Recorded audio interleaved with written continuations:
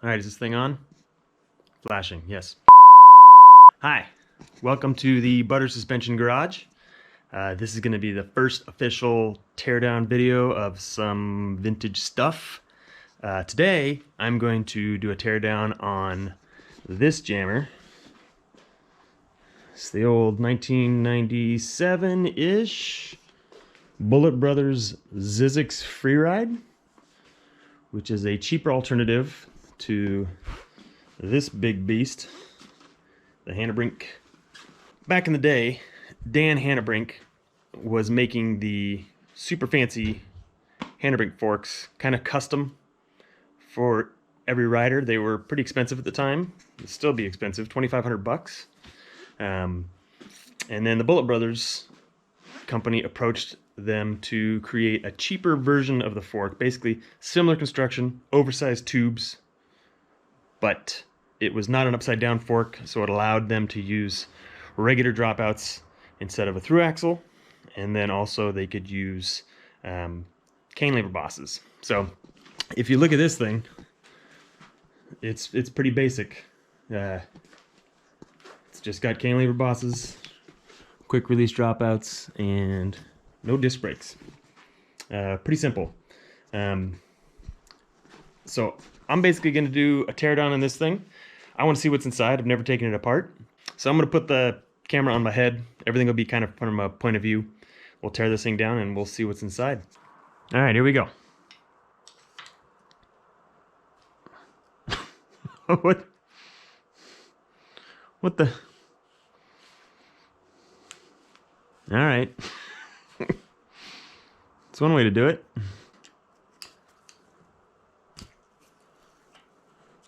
I guess on these you could swap the dropouts for a through axle if you wanted to.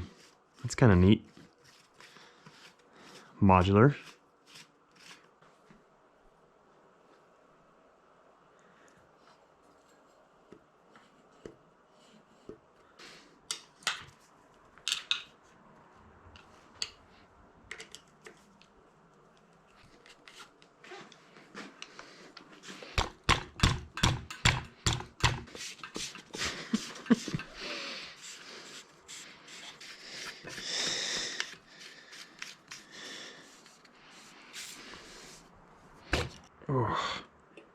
Oh, the poop. Here's the poop. Can you see inside? It's hard. That's what she said. Bone dry. God, that's the slider? Holy smokes.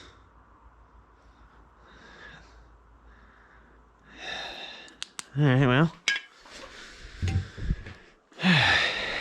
Yeah, this thing hasn't seen lube in a while. That's what she said. No, but okay. Pretty simple, really.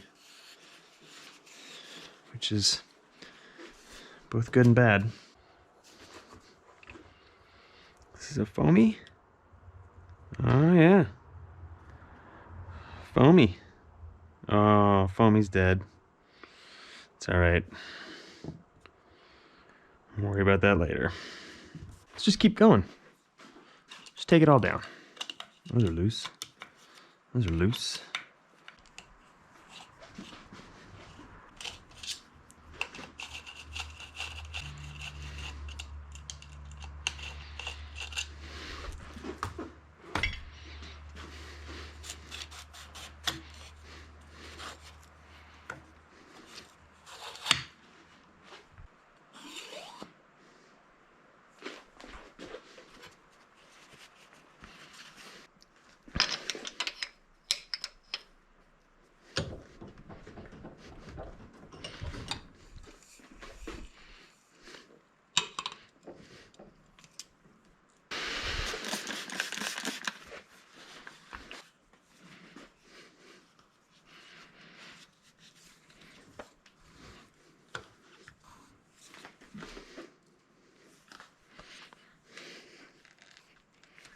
Nope.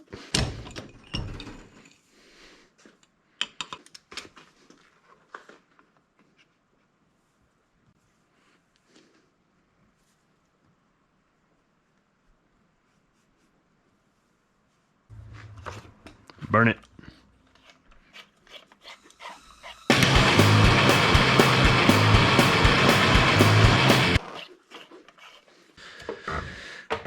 Put some heat on it.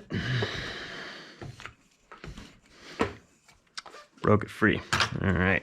Not sure if I'm gonna be able to get that top cap off, but this will at least let us see what's left of the elastomers. I'm pretty sure this is an elastomer fork because I can hear some schmutz rattling around. God, these guys love the threads.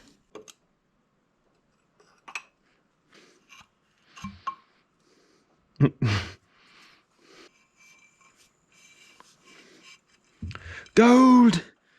We've struck gold! Yep, that's elastomers.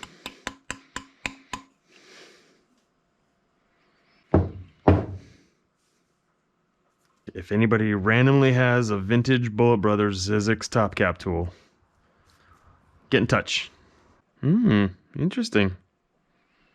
There's some extra bits in there. It's a cool sticker, but I'm gonna pull it. Remember, at the end of the day, I'm a professional, and this is my fork. I can do what I want. That doesn't help me at all. Come on, bud. Spacer. So that spacer goes here. So this one is first, and then the spacer goes here. Oh, remnants.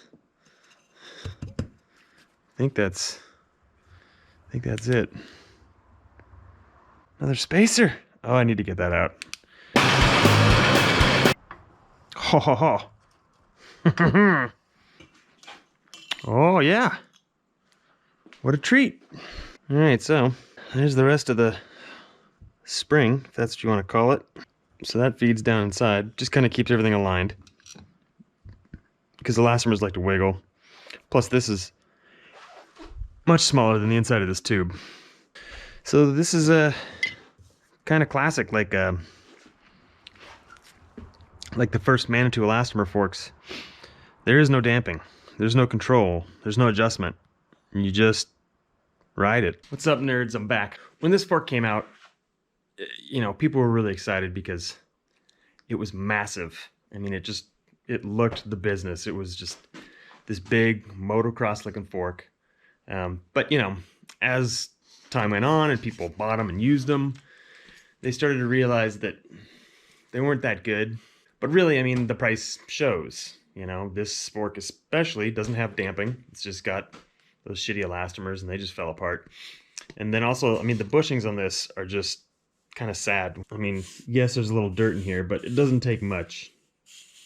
You can see how stiff that is. Same thing with this bush.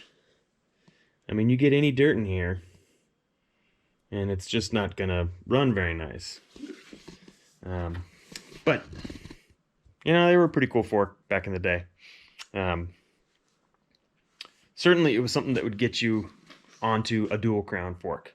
A lot of stuff at the time, like the Marzocchi Bomber, was still just a single crown 4-inch fork. This thing was 6 inches, which was massive at the time. This is 97. It was a nice looking fork, but not the best performance.